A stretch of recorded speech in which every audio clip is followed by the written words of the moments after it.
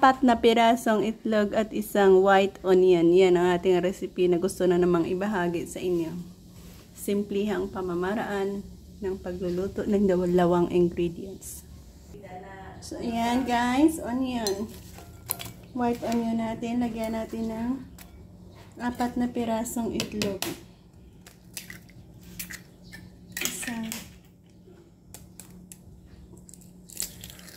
Dalawa. Oh, sorry. 3. At 4. Asin. Lagyan natin ng asin.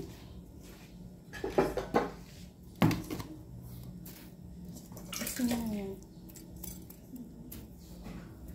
Ayan, haluin.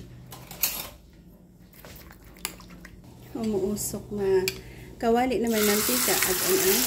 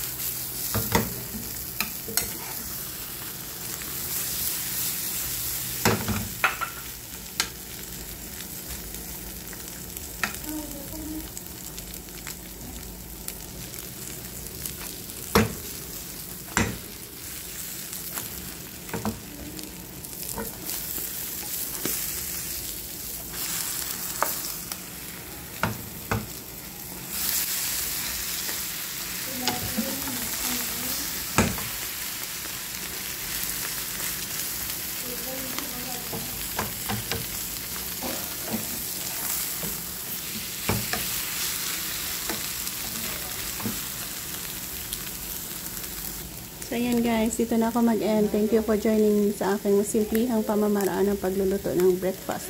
Yan, ang itlog at onion. Bye-bye.